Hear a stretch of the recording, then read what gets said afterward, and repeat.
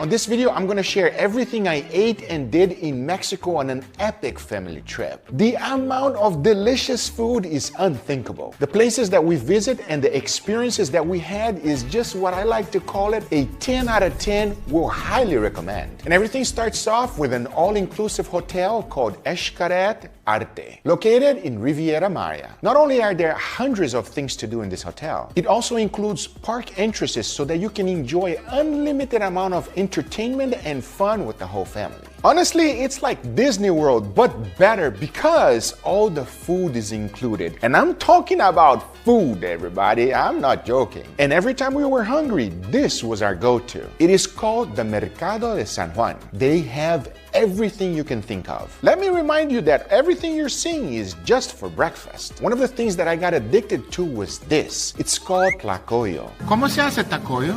El tacoyo es una tortilla así. Ah, primero haces la tortilla y después lo haces así. Le meten el frijol y eso. But the best part, you get to put whatever toppings you want and make it your own. I got addicted to a sauce that they made out of roasted tomatoes. And of course, you have to put the Mexican crema, everybody. I'm being conservative here, and I'm telling you, I ate 20 a day. My wife liked the tamale quite a bit, which there were many different options. Maybe one of the best things about this restaurant is that it is available for you for breakfast, lunch, and dinner. And the food completely changes from one time frame to another. But when you are in Mexico, my friend, you gotta have some tacos, real tacos. Needless to say that the amount of variations between meats and sauces is absolutely endless. I've never eaten so many tacos in a few days spans as I have eaten there. The best part of the taco was that the tortilla was always freshly made for you. There's a huge difference when you buy it from the store and somebody just makes it in front of you, not only because the experience is wonderful, but the taste. Maybe my biggest problem with this restaurant is that the possibilities were endless and the amount of desserts that they have in there, yeah, that was bad. I love the ice cream there, freshly made every single day. My favorite one was the vegan ice cream, everybody. You saw this vegan? It's just ice. That's funny. That's pretty funny. Vegan is just ice. Mexican people is just like me. They want to play a joke on the vegans, everybody. If you're a vegan, just get ice, nothing else. But enough about the mercado, because the very next day we wanted to see one of the 7 wonders of the world. It is called Chichen Itza. The only bad part is that it is a 2.5-hour drive from the hotel. And I was told by my guide that it was going to be extremely crowded if we do what everyone else does. My guide said we should go to the cenote first. I was like, what the hell is a cenote, man? I've never even heard of that in my life. This is what it is.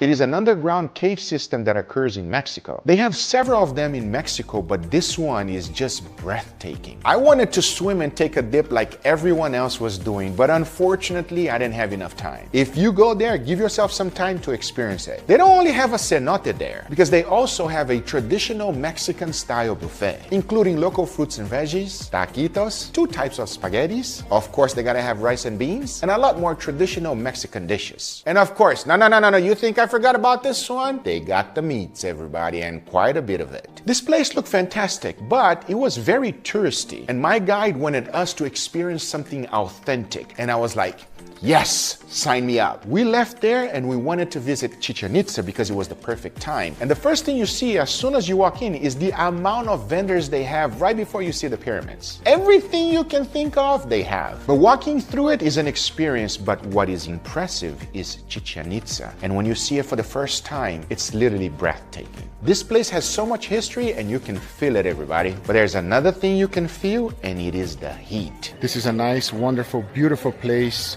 But I'll tell you one thing, everybody. It is hot. It is beyond hot. Yep, I was dying, everybody. Melting like there was no tomorrow. But the next stop made it all better. It is called Maison del Marqués. It is actually a hotel, but they are more known for their restaurant downstairs. And here's where I was ready to have a Mexican feast. First up, the appetizers. They do a table-side guacamole for you, everybody, which is absolutely fantastic. This is a freshly made guacamole that it was absolutely delicious. But there's one thing that is a lot better than the guacamole over there, and it is the Coca-Cola, everybody. If you ever had a Mexican Coke, you know what I'm talking about. And if you think it tastes the same, no, it doesn't. And it's not only because it's a glass bottle, it is the actual taste. A lot of people say that it's the sugar. Honestly, I don't care what it is. The Coke in Mexico is just better. Woo! We also ordered queso fundido with chorizo, which is a melty cheese and they put a little bit of sausage on the top. That was quite delicious. But the next one was absolutely insane. It is sauteed mushrooms served on a taro of tostada. They give you some lime to squeeze it on top and they call it a day. When you take your first bite, it's one of those things that you cannot just take one bite, everybody. It is delicious. Is it good? It's good?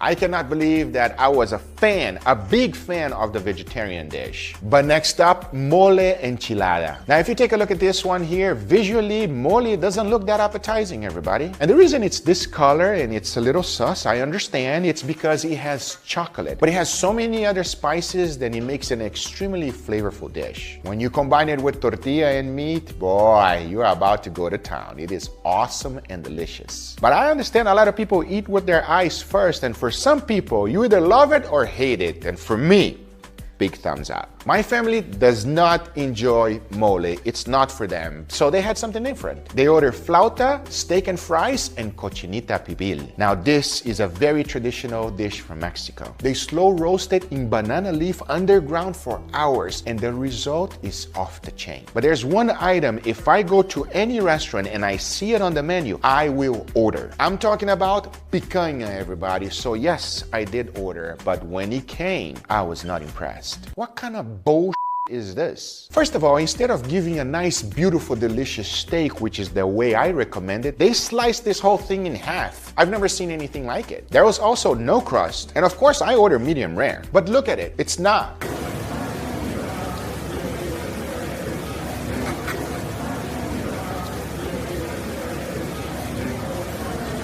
Oh, it's a no-go. I love Mexico, but when it comes to picanha, that was one of the worst picanhas I ever had in my life. But they made it up with desserts. Everyone ordered a different type of dessert, but the best one was this one. It is a mousse cake. I don't know how they make it, but I can tell you one thing. I believe it's a mix of coconut and chocolate. And when you take a bite, it's not extremely sweet, and it is phenomenal. This restaurant overall was amazing, and it was also reasonably priced. Just remember, stay away from the picanha.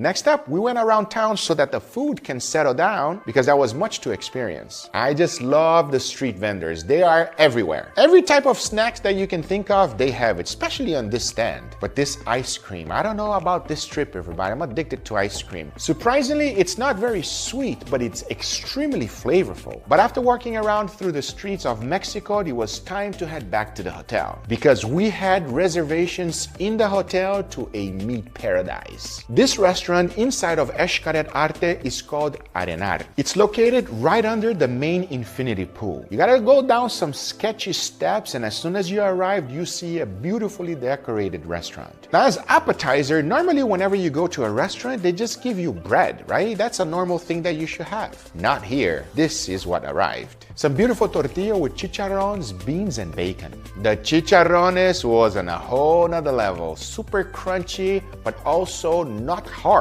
That's the thing with chicharrone. Whenever you have it, you want to make sure that it's not going to break your teeth, because if it breaks your teeth, something went wrong on the cooking process. They also give you the drink of the night, which is perfect to wash it down with the appetizer. What the? I thought it was a For the appetizers, the first thing that I ordered was the empanada. This one was actually made out of spinach. And if you never had a spinach empanada, they're quite delicious. Following that, I had to have croquetas. Croquetas are basically a bechamel sauce that it's made and usually combines with ham. Once the bechamel sauce is done, they let it cool down and form into shapes, bread it, and deep fry it. This one was good, but what I had next was way better. Caesar salad. I cannot believe I'm saying that. A freaking Caesar salad. Did you know that a Caesar salad was actually invented in Mexico? I didn't know. To be specific, in Tijuana, Mexico. You can tell immediately on this one that they do not use any bottle sauce. Forget every type of Caesar salad you ever had in your life. This one is different. I don't know how to explain it. The only thing that I could tell is that they had a heavy hand with the anchovy because the amount of umami inside of that salad was incredible. I could eat 100 of these, everybody. But then it was time for the main course and I was super excited because I know the meat was coming, and then the first thing that they put in front of me is A1 steak sauce. Seriously, at that point, I was worried. I was having thoughts about the picanha I had previously. And that picanha was not great. And you put a steak one sauce in front of me? Wow. The options they had to order on the menu was either a New York strip, a ribeye, or a tomahawk steak. I went big because everything is inclusive, everybody. You're not paying a dime for it, so I said, give me the tomahawk. Shortly after the A1 sauce, check out what arrived. I really want to know your opinion on the comments. Please let me know. My wife ordered the New York strip, and by the looks of it, it says it all. And she also ordered medium rare. My wife was like, this is not a Guga steak. When I sliced my steak, you can clearly see the results. It's still slightly pink, but to my surprise, a better crust was actually on the opposite side. I have no idea why they wouldn't present the steak to you with a better crust. If you have a steak that is gray, it is not as good as if you have a nice developed crust. A crust is a must on the steak. That comes first. Number two, your preferred doneness, which mine is medium rare. Even if you like medium and you get a gray steak, it's never going to be as good as a steak that is properly seared. But overall, the taste of the steak was okay. Papa, is it good? Yeah. Very good. And if I'm being completely honest, a lot better than the picanha that I had previously. It also comes with two side dishes, and I chose the mashed potato and the mac and cheese. The mashed potato came like this though. It's literally puree. The mac and cheese on the other hand though was good. Overall, this was a good restaurant and me and my family had a blast. But no, we didn't order any dessert. And that's because we went right back to the mercado and we had to have some ice cream. And that, everybody, was delicious. It's one of the things that I missed the most. Overall, this was an incredible trip. If you are thinking about going to Cancun, Mexico, I highly recommend staying in this hotel. And if you're there and give yourself some extra days to go to the cenote, you will not regret it. Of course, Chichen Itza is fantastic, but if there's one thing that you must have in Mexico is food. And the food there is just phenomenal. The people are incredible. And Mexico, I love you. I hope you guys enjoyed this video. If you did, hit that thumbs up. If you're not a subscriber, be sure to subscribe, and we'll see you guys on the next one. Take care, everybody. Bye-bye. On today's video, a $25,000 piece of meat. Honestly, I think I'm undershooting with that price. It's probably more. You can't find it. You can't buy it. No one is crazy enough to make this madness happen. I was. Now let's see if other chefs have the same reactions as I did. Most steak houses that dry age their beef do it for 28 days. And you might ask yourself, usually Guga, you do it for 35 days. Is there a difference? Yes, there is. That one little extra week makes a huge difference. That's because 28 days is very mild flavor of dry age. Going an additional week makes it better. You feel a little bit more funkiness. But this is 400 days dry aged? That's a ridiculous amount of time. I've done that experiment, but not with this piece of meat. Because the one that I dry aged for a year was not expensive, first of all, and it didn't turn out that good. So I'm curious to see how this one is gonna be, because that is insane.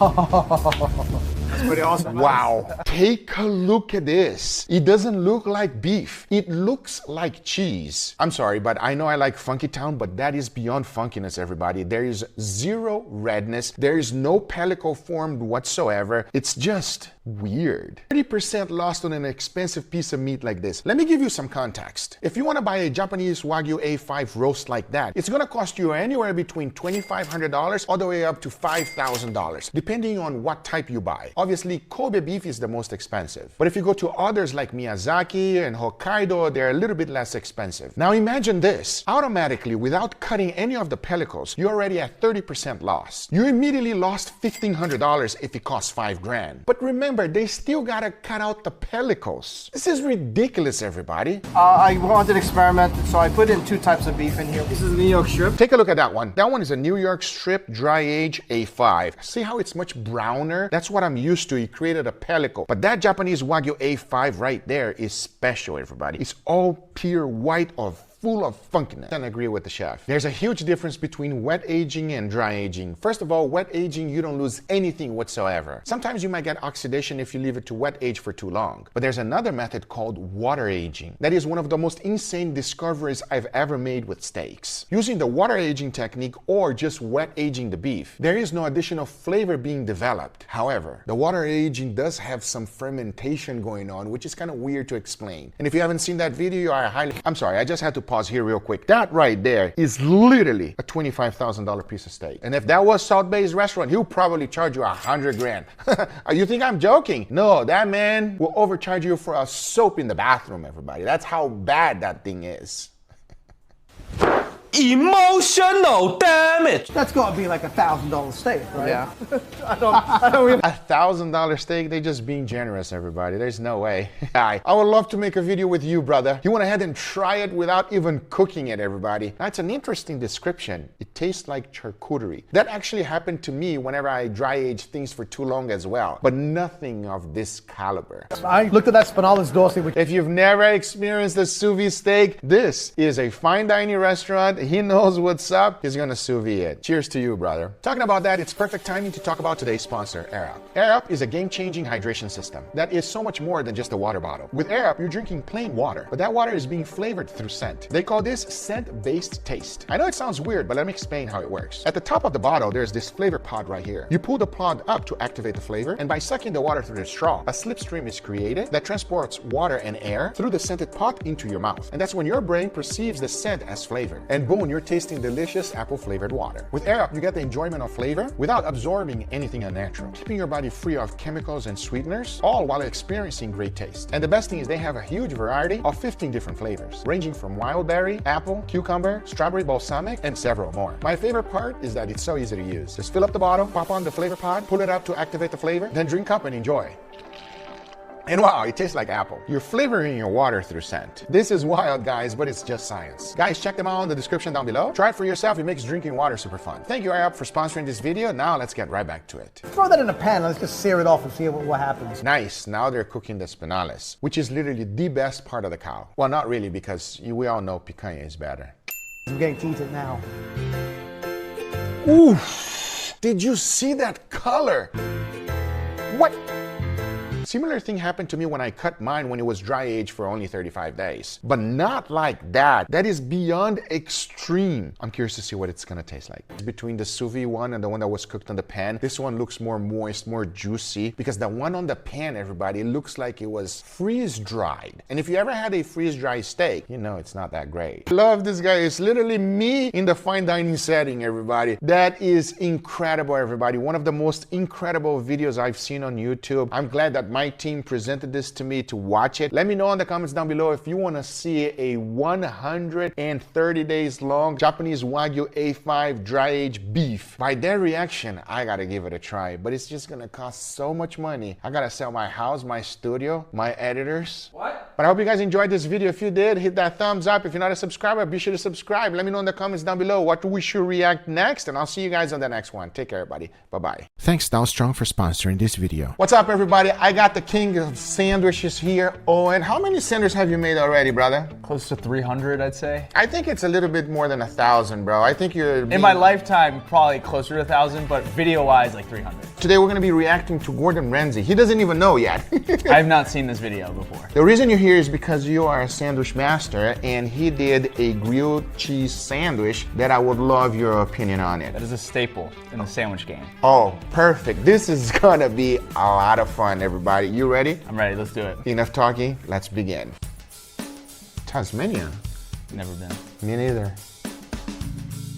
Now, we all love grilled cheese. I grew up with it, that was cheese on toast. But there's something quite amazing for a grilled cheese, especially when you have these incredible cheeses. A Romano with pepperberry and Asiago. Beautiful. Are you familiar with those two cheeses? I know Pecorino Romano, but Yeah. like that clearly has mold on it. I know, right? By the way, you're Italian. A lot of people don't know that you're Italian, Yes. so you're the perfect guy for this. I do know my cheeses quite well. By the way, what's the best cheese for a grilled cheese sandwich? I actually like to do a blend. Right off the bat, when I think of grilled cheese, cheddar cheese is just an absolute classic. It melts really well. And then to add just a little bit of funk, maybe like some smoked Gouda. So I like that combo. I think I would rather that one than... Both of those cheeses right off the bat do not look like they melt well at all. I'm gonna just cut nice big long slices so I can take off the rind easily. Okay. That makes sense. Then, I mean, it looks like a hard A little bit cheese. spicy. Look at that there. I mean, so beautiful. It probably smells like feet. He's like, oh, smelling it. I'm like, that probably smells like shit. yeah. That's normally the thing with cheese, right? Like they smell weird sometimes. I've tried a 1930s blue cheese. Have you ever had that? Didn't have to flex on me so hard, man. 1930 blue cheese? No. Bro, it smells like the worst smells ever. Okay, but I will say the smellier and the funkier, the tastier. Yes, Yeah. that's what I put it Yeah. on. I put it on a steak and it turned out beautifully. It was delicious. But my guys literally almost wanted to kill me because of the smell. Purely because of the smell, yeah, that's tough. And then from there, get the slice and just go in half again. So you've got these nice, long, luscious, almost... It makes no sense to do two hard cheeses. You should have like a variety and... At least one soft, Yeah, right? one soft. And also, it looks kind of thick. Normally, I see people grating it. Grating it tends to have it melt a lot easier, and I think it leads to a better cheese pull as well. I doubt this is gonna melt at all. bricks of cheese. And look at that. And that pepperberry is incredible. Now the bread. The secret behind a great grilled cheese is to make sure the bread is not too thin. Look at that. That looks like a homemade loaf. Do you think he made it himself? I don't want to give him too much credit. I bet you he has like absurd amount of good bakeries around him. Not saying he can't make a good loaf of bread, but he would have probably said like, hey, I made this from scratch. Or He whatever. would. Yeah, He would take the credit. Yeah. The beautiful, locally baked country bread. Ooh. Is that the right thickness? That seems thick. To me, that's a little too thick. I get why, because you don't want the bread to burn and then the cheese not to be cooked. But to me, that's all about temperature control, not the thickness of the bread. Now, from there, a little bit of butter, okay? Butter seems right. Yeah, one note on this. There's this debate between butter and mayonnaise. It's butter all day. I agree Let's go. 100%. Yeah, mayonnaise, sure, it'll make your bread look nice and golden brown, but it has a weird taste. Yes. Butter is so classic, you'll still get the golden brown, and it adds a great taste to it. Don't ruin it, it's a classic, stick with butter. Layer your cheese and sort of almost tailor make it in a way that it becomes somewhat almost fitted to the bread. And the secret behind this grilled cheese is a little bit of kimchi. Wait, what? I actually have done a kimchi grilled cheese before. This is out of left field though, because he's using two like really funky cheeses. Does that kimchi look right to you? From the first look of it, it looks like a pile of mush. Like, not in a bad way, but like it just doesn't resemble kimchi. Fold that over, and then from there, push that down. It looks thick. We're gonna stick that Yeah. in the oven. Look, a beautiful fireplace over there. Naturally, how I would do it, you sear it, both sides, and then since it's so thick, just throw it in the oven. But to hear that he's not even gonna sear it, he's just gonna throw it, not even in the oven, in a fireplace. Is that gonna, wow. Nice and warm. Touch of olive oil in.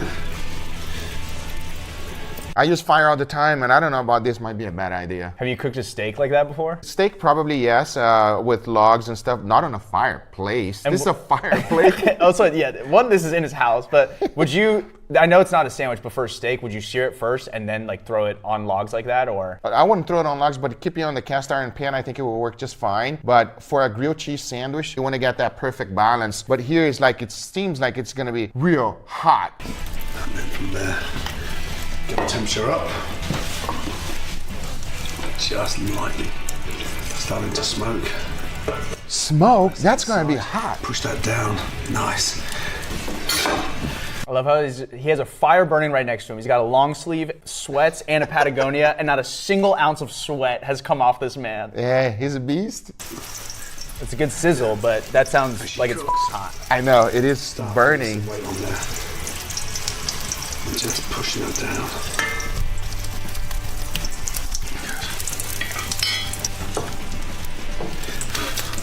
And that's burning. Let's see. Ooh. I mean, yeah, you burnt half of that. Low key. That's not a grilled cheese sandwich. That's a burned grilled cheese sandwich. That's a charred cheese. I will say though, just right off the bat with the first flip, that cheese is literally still in its block and not an ounce is melted. I'm curious now. I'm intrigued. Kimchi with that incredible cheese, especially with that pepperberry. Pepperberry is what he said. Are you familiar with that cheese? No, not one bit. But also, we both thought he said Romano. But just think of that flavor. You have Asiago, pepperberry, and kimchi. Might be too powerful. Yeah. Combination. And also, it just helps elevate the flavor of that beautiful grilled cheese. Take that And out. then? Turn that over. That's good. That's a solid. This looks nice. Okay, but Whoa, wait, let's take that back. Hold on, rewind. the bread is what I was looking at. And then Yeah. if you take another look at this sandwich, Whoa, that cheese. what happened with that cheese, Owen? It's one, clearly way too thick. Two, it just looks like it's been lightly heated and you can see like the oils are being released from it. Zero melt. No melt whatsoever. at all. I agree. Beautiful. Look at that. Oh, whoa. Look at that. Look at that block of cheese. I love it. He's like, I would love your opinion on this. What do you think? I will gladly eat this any day, but if I get a grilled cheese and that's how it is, I'd be annoyed. Like the bread, I'd be like, oh, this is great, good crisp. But it's not melted. No, and also the way he's describing, he's like crispy. He literally said melty. There's nothing melty about that sandwich, so. I want to hear what he has to say. Before moving forward, yeah. That's incredible. Incredible. Spicy. The acidity of that kimchi and that bread cooked in the open fire. For no reason. Wow. Good crunch though. So good. So I think that I never had that kind of cheese, and neither had you. So I think the flavors might be incredible, but because it's a grilled cheese sandwich, it's supposed to be nice and melty. Yeah. Because to my eyes, a grilled cheese sandwich should not look like that. No. What I would have done differently is clearly those are two hard cheeses. I would have taken simply like a vegetable peeler, shave it thin, even a box grater. Yeah. And then you will for sure have nice meltier pieces than just a big thick chunk of cheese. I agree Yeah. 100%. I would also keep that heat way milder so that it would transfer to the bread versus like this. Low and slow is key for grilled cheese. I think Gordon is a fantastic chef. I think he was probably on vacation making this one here or something happened, but I don't know if this is the perfect grilled cheese sandwich. What do you think, Owen? Not a perfect grilled cheese sandwich by any means, but if he ever wants to cook on an open flame in the living room, I'm always down. Guys, make sure you guys check out Owen on the link on the description. Everything will be there. I hope you guys enjoyed this video. If you did, hit that thumbs up. If you're not a subscriber, be sure to subscribe. And most importantly, let me know what you guys think about Gordon's grilled cheese sandwich on the comments down below. Thank you so much for watching. We'll see you guys on the next one. Take care, everybody. Bye-bye. Thanks Dow Strong for sponsoring this video. On today's video, we are making focaccia, but not any focaccia, the real deal, the original recipe. Now, I'm no expert, but I have somebody that is. My good friend Vito. Hello guys. Welcome, my brother. Believe it or not, Vito, this is my first time having focaccia. So we have to make it super special then. We are, and we are gonna combine it with some nice, beautiful steak my and a sauce. It is going to be absolutely delicious, everybody. Enough talking, let's begin. The first thing to do, prepare the polish. How is the polish done? 300 grams of water, 5 grams of yeast, 5 grams of honey. Now we mix Now we add 300 grams of flour. Now we mix until it's all one dough. This is what you're looking for. The consistency is all one piece, one dough. Now we cover up, couple of holes, this way the Polish can breathe, and we let it rest 1 hour at room temperature and then 16 to 24 hours in the fridge. Voila, nice. Amazing. And fermented. Okay, Guga, so to make the things simple and easier, you have to use a mixer. So first of all, put the whole Polish inside the machine. Before starting the machine, add the extra 5 grams of dry yeast. Now add the super cold water. Save this on the side. Now let's add 700 grams of flour. This is a strong flour, so we're using the bread flour. So now speed one and turn it on. You can set up the timer there for 20 minutes and make sure you don't pass the 20 minutes. Now add 1 potato. Okay. Try to add inside the machine. Perfect. Okay, so now that we see that all the sides are clean and everything is incorporated, now we're gonna go ahead and add 24 grams of salt. Little by little, we have to add all the water, but you have to speed up a little bit the machine. If you go too slow, the machine will not be able to catch the dough. Now that we finished to put all the water, go ahead, little by little, you add the olive oil. The same way, exactly. Yeah, but we speed up a little bit the machine. Like Even more? Now this little bit, put it on top of the counter. That's it. Okay, little bit of olive oil. That's fine. Pull it. Perfect. You see how elastic it is? Yeah, super elastic. It's like rubber. Right. And that's the goal that we want. I mean, take a look at this, everybody. That's crazy. Look at this. Little bit of olive oil on top, tap, everywhere. So what do you want to do here? We want to create more air inside the dough. Got it. How we do that? Like that, look. Go under and try to open it. Oof. Go under, open it. Wow. Open it. It's like a pillow. Yes. So now, quick movement. If it gets sticky like that, use a quick spatula like that. But it's not a big, you should not stick. So now, from here, you have to go lift it up. We want the dough to be nice and smooth. Look. Wow. Little bit of olive oil on top. Tap on top. So now go ahead and close it and let it rest for 30 minutes. Boom! Voila! Wow. This amount of dough makes 2 focaccia. Cut this dough in half.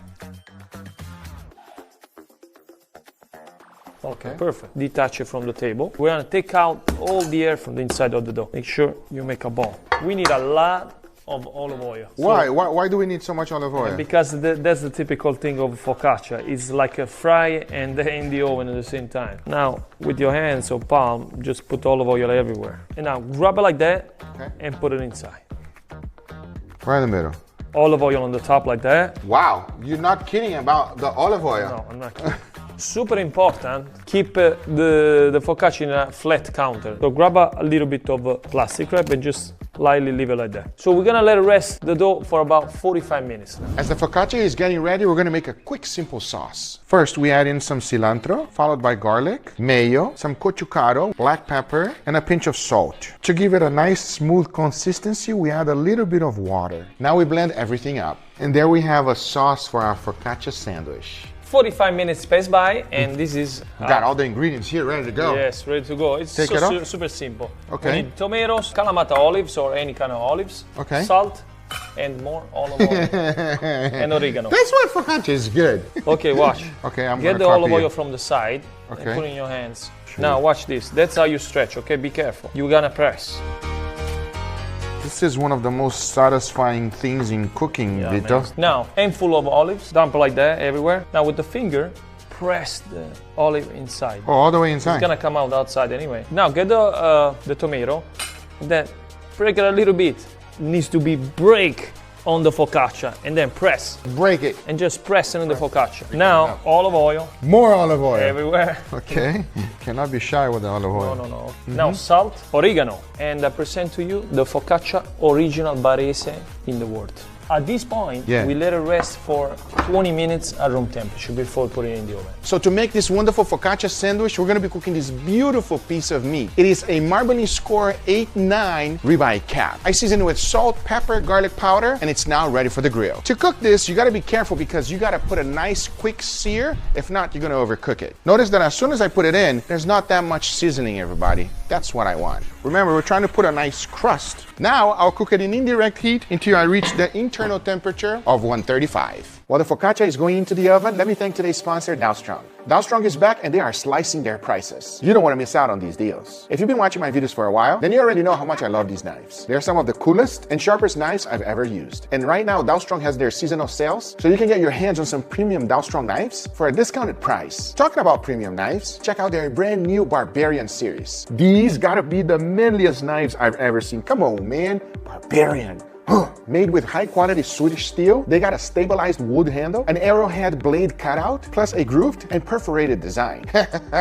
I know what I'm asking Santa for this year. You do not want to miss out on these awesome knives. Don't forget that right now, Dowstrong has their seasonal sale, so you can get some incredible knives at an affordable price. Just click the link on the description to find out more. Thank you, Dowstrong, for sponsoring this video, but now let's get right back to it. We got the beautiful steaks ready to go. Can we cut it? Yeah, let's take it out. Wow, it comes out very easily. Nothing stuck. Look at this. Oh my God, Vito. I cannot believe I made that. Look how soft it is. Look.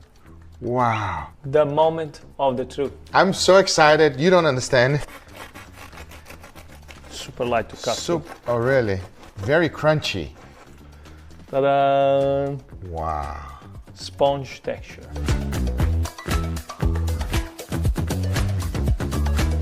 Where have you been all my life? We got the steaks ready, we got the sauce ready. So this is basically the cheese that is inside the burrata. Stracciatella. Stracciatella. Let's do this. Wow. I think this is perfect combination with the meat. Now we add the steak. Probably the people in Bari, where I'm from, they're gonna say, what the hell is he doing? Now to finish, not too much. You know, we just want to be nice and gentle with it. Just a tiny bit. Now we put the focaccia right on top. And that's wow. Now that is something I really, really want to eat. The honors is all yours. Go ahead and cut this beast. All right, let's go. Oh my God. Oof. Wow. It's like the perfect marriage. Italians and Gugas. All right, ready? Cheers, everybody. I'm not kidding when I say this. That's the best sandwich of my life. You describe it there. I want to keep eating it. The focaccia, it's nice, soft, and also crispy at the same time. The steak is extremely juicy. It is absolutely delicious. I hope you guys make this at home. Thank you, Vito. I'll describe it one thing, in one few words. Yeah. I'm making love. With the food. Guys, go hit that subscribe button. Go subscribe to my good friend Vito. Everything will be on the link on the description down below. Vito, thank you, my friend. I appreciate it. Look at this. Thank you so much. Bye-bye. Thank you. I hope you guys enjoyed this video. If you did, hit that thumbs up. If you're not a subscriber, be sure to subscribe. See you guys on the next one. Take care. Oh, idiot sandwich? I feel like an idiot for ordering this sandwich. Oh, that's terrible. On today's video, celebrity chef restaurants. Right behind me is Chef Gordon Ramsay's restaurant. Now, he has talked a lot of crap about me. What the frick? Are you constipated? Yeah, it's funny, right, Gordon? Well, today it's gonna be my turn to try to roast you. But I have a feeling your food is gonna be good. I mean, at least that's my hope. Because if it's not, I'm definitely gonna let you know, just like you did me. I think it's fair. But nevertheless, we're gonna come back real shortly here because first, we're gonna go to another restaurant that is owned by a very, very popular guy. He's called Mr. 305. Daddy. Yep, that right there is owned by Pitbull, Mr. 305 himself. It used to be owned by Nathan's, and the founder was connected and had some issues with the mafia, everybody. But Mr. 305 purchased it in 2012, and that's because he loved eating the gyro platter so much and he was writing his music with it. So he went ahead and just bought it. Damn, that is power, everybody. Now they serve a lot of different things here. It's a little bit more casual than Gordon Ramsay. I'm excited to find out if it's good or bad. We're definitely gonna let you know, because the menu is quite interesting. Let's go see what they have. Come on. With over 30 locations, this restaurant really stands out. Even though it is considered fast food, they do have the regular stuff like hot dogs, chicken sandwiches, hamburgers. But one thing that definitely stands out from the rest is their Ito and steak sandwiches. That is what this restaurant is known for South Floridians. So I just arrived inside of the restaurant. I gotta say, everybody, I like the vibes, and I also love the pink outside. He's going Miami all the way. Shout out to Mr. Pitbull 305. But besides that, I'm hungry. Now, there are several things on the menu, but I want to order a few things that are quite popular. And our appetizer is here. Chicken wings, everybody. I gotta say, this chicken wings looks so crispy, golden brown. What a nice, beautiful color. But obviously, it can look good, but let's see how it tastes. Let's see. Oh man. Cooked all the way through, nice and crispy on the outside, super juicy in the inside. This is a good chicken wing. Wow. Oh, we're starting with a good review already. And by the way, which one is better, drums or flats? I'm liking this so far. So, another thing this place is known for is their fries. It's seasoned fries. It's not regular fries like McDonald's. Let's see how it tastes.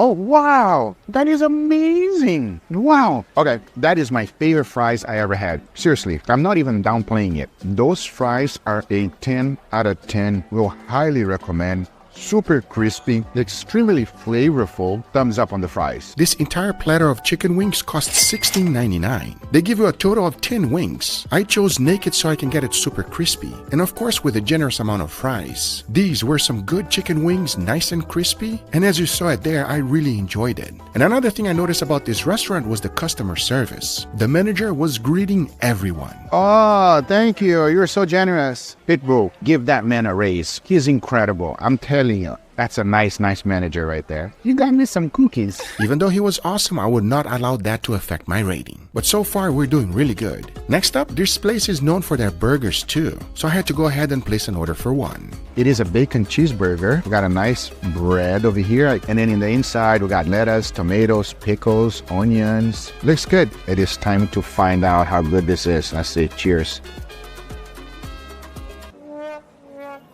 I'll be honest with you, the burger is not the best. At $9.29, this was not great. The bun was dry, the meat patty didn't have any juice, and it also lacked seasoning. That was not a good burger. But if you remember previously, Nathan owned this place, so hopefully the hot dog is going to be better. It's just a plain hot dog, everybody.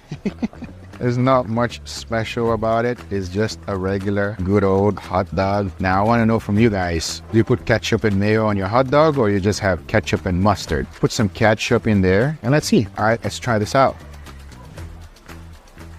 All right.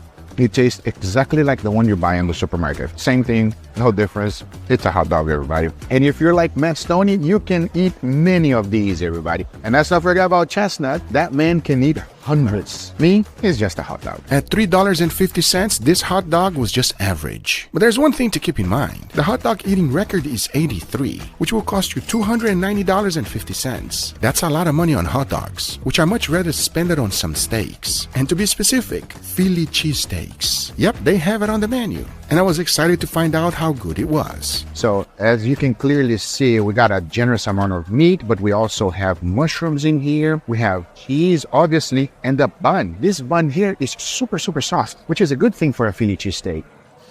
Smells good, smells delicious. Enough talking, let's give it a try right now. Cheers.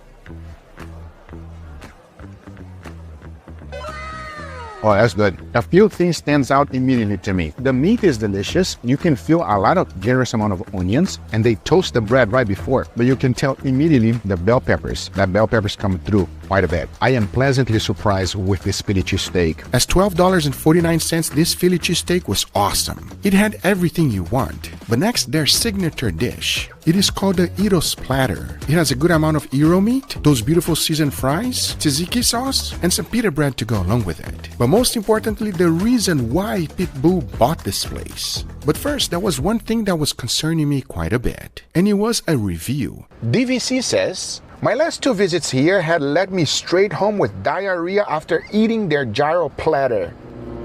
1 star. Oh man. Oh man. That is not good. So you went there once, you went there twice, and both times you had diarrhea? I hope that doesn't happen to me. I'm gonna try it anyway. Cheers. Wow, that is delicious. Nice and crispy. If you do squeeze it, you can see that it has a good amount of fat in there. And in all honesty, that's what you want. You want it to be nice and fatty. Dry meat, go buy some iron or something. They also give you some tzatziki sauce. I'm gonna try it together with it. Let's see how it tastes because it looks pretty delicious. Oh wow, that's like the perfect combination to bring the fattiness down. This is good. Yo, shout out to Mr. 305. I'm gonna eat this whole thing here. It's so good. If you ask me which one stand out the most, this one. This is incredible. Come here and order this. You will not be disappointed. And I don't know if you noticed this whole time, Mr. 305 has been watching me. Being bada boom, Mr. Worldwide, when I step up in the room, dale. I just hope that Gordon Ramsay's Hell's Kitchen is close to this because this is nice. Gordon, I'm coming for you, my bro. I'm coming. This restaurant is a 180 from the previous one. It's not fast food, and you can expect to spend a lot of money. Resembling Hell's Kitchen show on TV, it makes you feel like you're actually there. But believe me when I tell you, friends, get your wallets ready, as this is not fast food. All right, everybody, we have just arrived here. I'm taking a look at the menu, quite extensive. For appetizer, the first thing I want to order is the chicken wings. To be specific, Hellfire hot wings. Next up, I'm going to order Hell's Kitchen burger. And Gordon Ramsay has called me Idiot Sanders many times.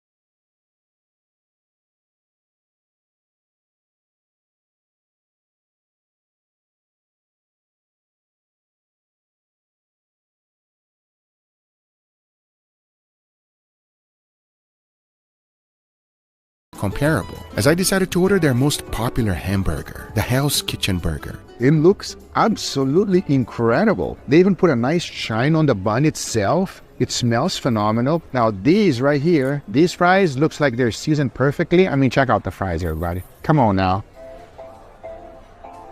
Oh, damn, that's good fries.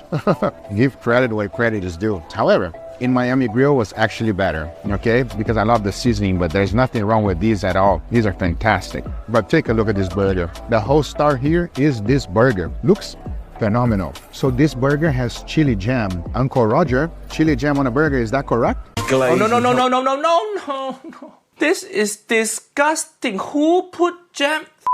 Now it has ghost pepper cheese, so I'm expecting it to be a little bit spicy, hopefully not too much. Oh, wow. Damn. It caught me by surprise of how good it actually is. The patty is cooked perfectly, nice medium rare, just the way I like it. That little crunchy element of the crispy onions on the top is delicious. The spiciness is just on the right amount and it's not overpowering. It is juicy, greasy, and exactly what you would expect from a good burger. But let's see how your idiot sandwich stacks up, because this burger is pretty good. Yep, I gotta give credit when credit is due. This is one of the most delicious burgers I've ever had in a restaurant. It had everything, from savoriness to saltiness. It was just awesome. But if you ever watch Hell's Kitchen, this scene is the most popular of them all. And I'm not sure if the next item I'm ordering is a real thing or Gordon Ramsay is just trying to troll us. This definitely looks like an idiot sandwich. If I thought about an idiot sandwich, that would be it, everybody. It just doesn't look very good. I'll be honest with you, it looks like you just slapped something together, put it, and just gave it to the customer. I'm just saying, because your burger looked phenomenal, your wings look great, that is a definition of an idiot sandwich. Congratulations, you achieved that. They serve you with a salad. Is that like supposed to be a joke or is that serious? Nevertheless, let's try it. Look, here's the deal. If you think I'm going to talk good about a salad, you're out of your mind. It's a freaking salad, okay? There's not much to say. It's green, it's healthy, and it comes with your idiot sandwich. That's all I got to say about that. I want to try a sandwich. So Chef Gordon Ramsay has called me an idiot many, many times. Were you trying to say that I'm supposed to look like this? That's what it is, because it's an idiot sandwich. But nevertheless, let me try the sandwich.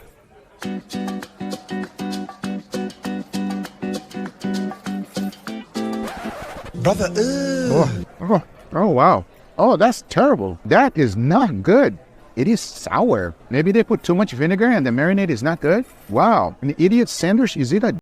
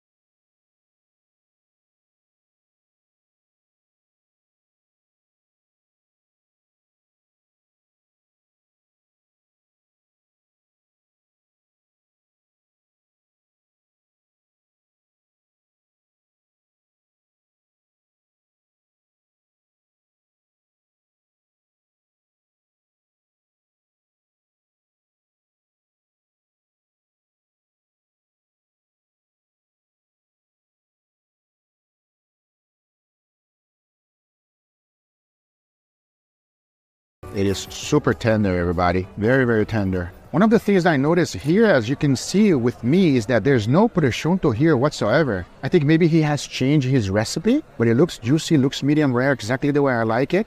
And obviously we got a little bit of that lamb sauce too. Enough talking, let's give it a try. Cheers.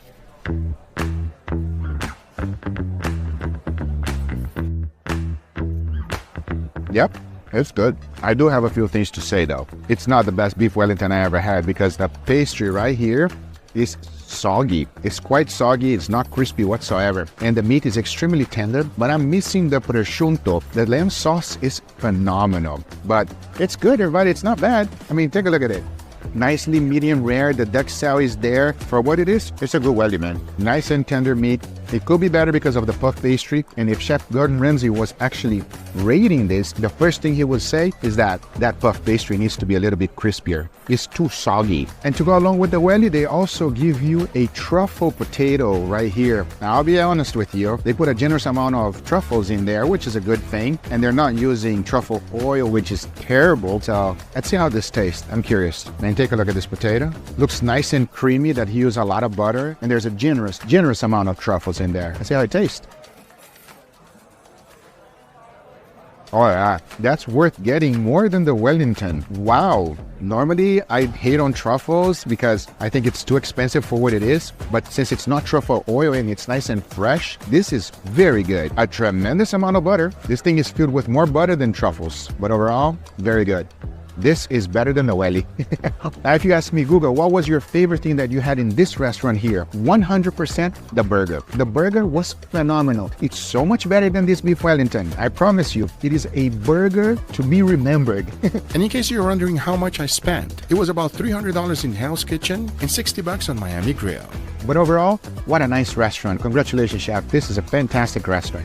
You guys should definitely come here and check it out. I hope you enjoyed this video. If you did, hit that thumbs up. If you're not a subscriber, be sure to subscribe. Let me know which celebrity chefs I should go next, and we'll definitely make it happen. See you guys on the next one. Take care, everybody. Bye-bye. On today's video, Japan. You guys already know I love Japan. Today, I'm bringing you along from the least expensive Wagyu all the way to the most expensive. So enough talking, let's go. We are in the Tsukiji market. I am pretty sure I'm pronouncing that incorrect, everybody. We're gonna spend some money, get some good food. There's a huge line here for onigiri, everybody. That's insane. Look at this line right here. If you come here, be ready to do a line because there's always a line.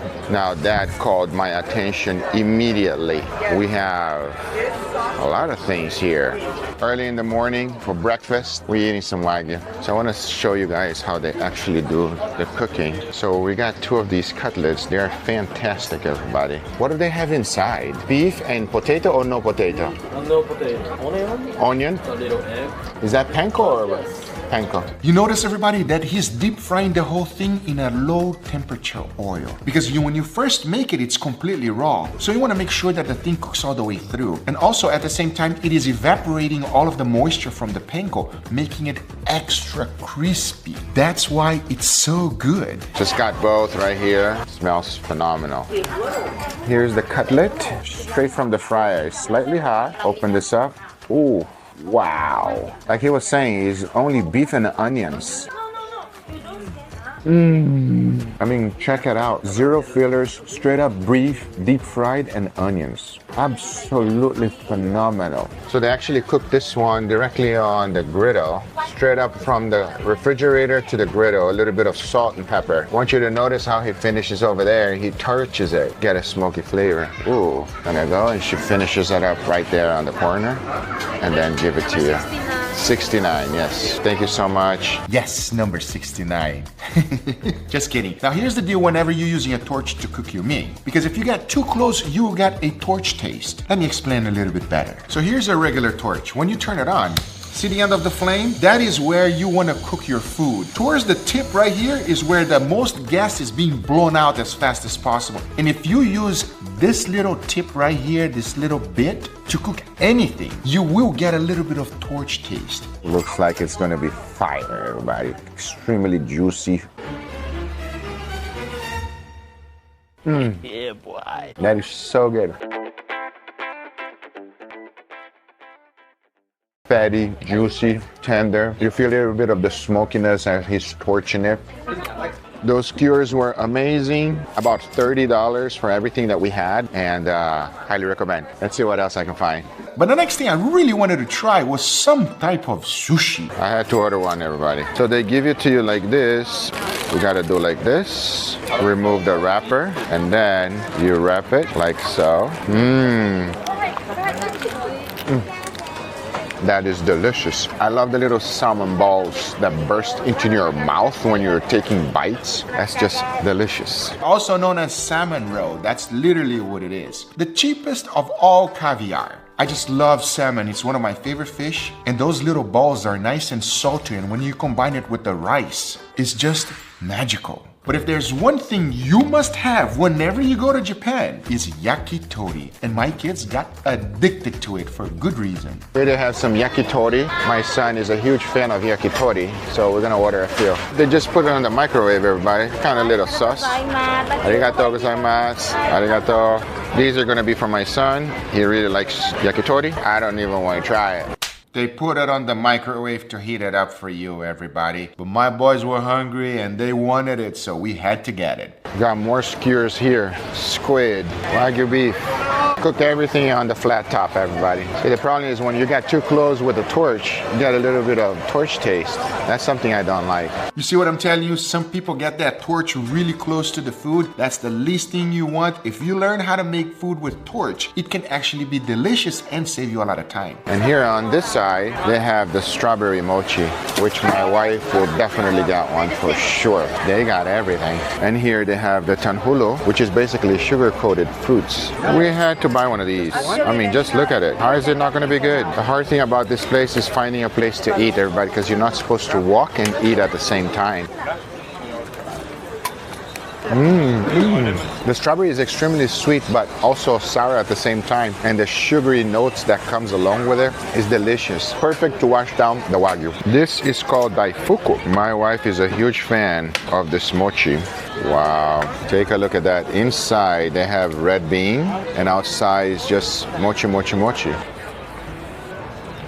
How are you not gonna like that? The mochi is like gooey but very, very soft. Slightly sweet, not too sweet. You would have thought that it would be extremely sweet, but it's not. There's one other thing here that I wanna get. That would be the tamagoyaki, which is Japanese egg omelette on a stick. Let's get one right now. I mean, it looks very simple. It's just an omelette on a stick.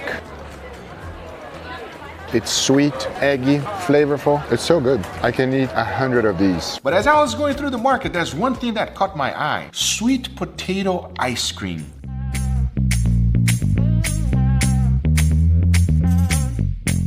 Arigato gozaimasu. Sweet potato ice cream.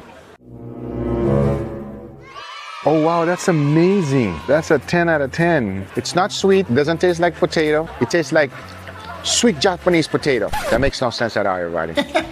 Sweet Japanese potato, everybody. Japanese sweet potato is sweeter. The texture is slightly different for me. And the best part is that it's purple. But if I'm being honest, just listen. And that's one of the reasons I don't review ice cream. I review Wagyu beef, okay? Can you help me with the description? What does it taste like? Not good. It tastes like potato. You don't like it? No. Oh my God, you don't like it. I guess it tastes like potato, everybody, but for me, it just tastes so good. I absolutely love my son's honesty. Sometimes you like it, sometimes you don't like it, but he tells you like it is. And this sweet potato ice cream is not for everyone, but I enjoyed it, unlike the next one. So right here, I found some appetizers. I guess for you to give it a try for free. I'm gonna go with, No! God, please, no! No! No, thank you. Yeah. No. I saw a pan. I bought the pan, everybody. It's a non-stick pan. I mean, what can I say? I'm guilty, everybody. I want to cook my eggs omurice style. The one that is very famous, the Japanese style. I'm pretty sure you guys know what I'm talking about. I wanted to make some omurice, and for that reason, you have to have a non-stick pan. The only reason. Wait, what? Wagyu curry bread. Okay, give me one. What? Cheese sauce? Cheese sauce. Wow. Play around with this Wagyu bread. If they have a name like that, I gotta give it a try. And then the inside is like that. It smells actually good. It smells like curry. They call that the cheese sauce, which I believe is gonna be just a bechamel sauce. Oof, wow. Take a look at that. Don't recommend it. Stick with the regular Wagyu. It was strong, and you cannot even tell that it was made out of Wagyu because all you could taste is the curry flavor and the seasoning was just bad. It was just bad. It was so bad. It was so bad. My kids were laughing at me, but it was pretty bad. But that's okay because I immediately went back to the market because I wanted to try the most expensive Wagyu. So here we go. I want to try this one here. One order. This one. 22,400. For Japan, one person, that is extremely expensive. Let me rephrase that. For anywhere in the planet, that much money is absolutely ridiculous, everybody. That's a lot of money. So I had really high hopes. It's cooked on charcoal, which is my thing. Love it. Smells very good. At least that got my hope up, everybody, because it was cooked on charcoal. It was not torched. They were cooking it nice and slow. And most importantly, it was nice and thick. It wasn't super thin. That way I could have medium rare Wagyu, which is what I was looking for. I like it medium rare, not medium raw, unlike my friend Bayashi. Medium raw. But don't forget that I also ordered the beef cutlet, the little ball full of meat inside. Oh yes, and that came first. Take a look at it, everybody. That looks incredible. It's very hot, so I'm gonna use some chopsticks over here to break it up. Oh yes. Wow.